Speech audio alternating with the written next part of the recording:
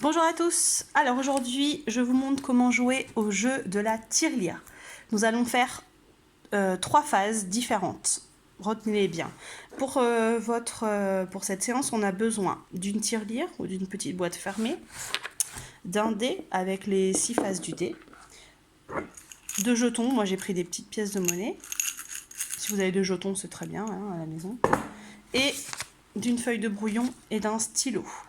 Alors, première phase. Là, c'est l'enfant qui peut manipuler ça tout seul, qui peut faire ça tout seul. C'est la phase la plus facile, forcément, par laquelle on commence. Alors, on lance le dé.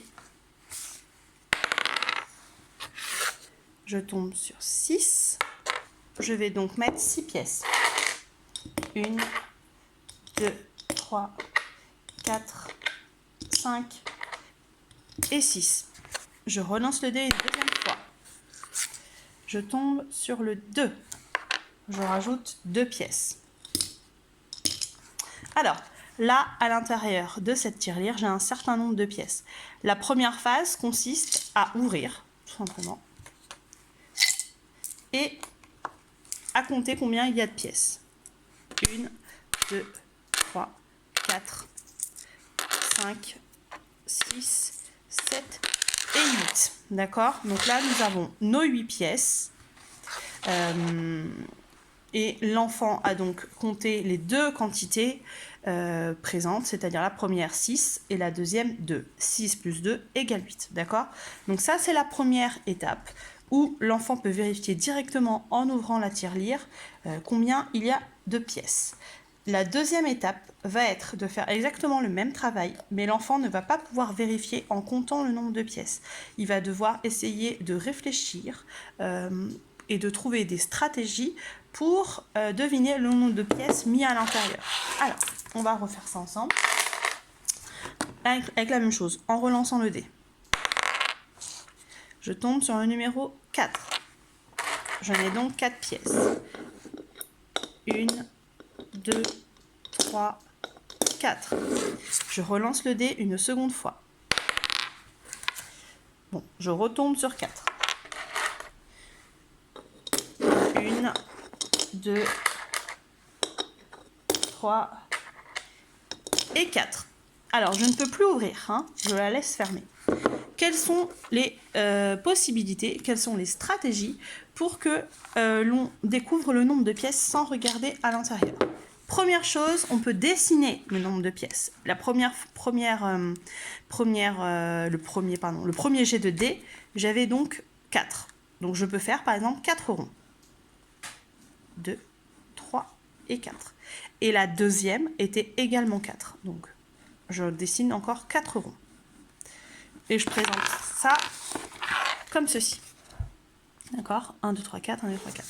Et là, l'enfant peut donc compter combien il a de ronds.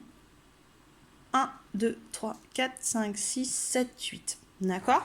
Donc là, il a écrit sur sa feuille. Deuxième possibilité, il peut compter sur ses doigts. Mettre 4 sur ses doigts, 4 sur ses doigts. Et de compter. 1, 2, 3, 4, 5, 6, 7, 8. D'accord? L'enfant peut aussi se dire que au début, il a mis 4. Il retient 4 dans sa tête. Et ensuite, il va ajouter encore 4. Donc, on commence à partir de 4 et on rajoute 4. 4, 5, 6, 7, 8. D'accord? Ça s'appelle le surcomptage. Et la dernière possibilité, c'est de savoir que 4 plus 4 fait 8. D'accord? Et donc là, on revient à du calcul mental. Donc ça, c'est notre deuxième phase. On va avoir une troisième phase où là, on va enlever des jetons à partir du deuxième jet de dés. Alors, bien sûr, il est important que l'enfant ne fasse pas 1 puis 5, parce que forcément, on ne peut pas enlever 5 à 1. C'est impossible. Donc, on va partir du principe qu'on tombe directement sur le 6, d'accord? Ou le 5, à la limite, d'accord? Mais là, on part du principe qu'on a 6 au niveau de notre premier jet de dés. Alors, c'est parti. Je mets 6. 1, 2, 3, 4, 5 et 6. Donc, ok. Et là, on va lancer le dé pour enlever des jetons. Donc, on relance. Et là, on arrive à 4. D'accord? Donc, le souci est que on ne peut pas aller regarder combien il nous reste de pièces. On peut enlever ces 4 du cochon, mais sans regarder ce qui reste à l'intérieur. D'accord? Donc là, j'enlève 1, j'enlève 2, j'enlève 3 et j'enlève 4. Mais je ne sais pas combien il m'en reste à l'intérieur. Je n'ai pas regardé l'intérieur de mon cochon.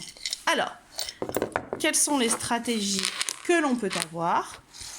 On peut dessiner donc du coup les 6 ronds du début. D'accord? Comme ceci. Et là, on barre 4, qui correspond aux 4 pièces qu'on a enlevées de notre tirelire. 1, 2, 3, 4. D'accord? Ensuite, deuxième possibilité, on peut compter sur ses doigts. Donc, on met 6 sur ses doigts et on en enlève 4. 1, 2, 3 et 4. Mais il nous en reste 2. Et la dernière possibilité, c'est de savoir que 6 moins 4, ça fait 2, avec un calcul mental. À la fin, étape que je n'ai pas dit tout à l'heure pour la deuxième phase, on ouvre la tirelire et on vérifie quand même. Et on voit bien que là, ici, il reste 2 pièces. Et qu'on avait bien trouvé, avec notre calcul, qu'il restait 2 pièces à l'intérieur de la tirelire. D'accord? Voilà.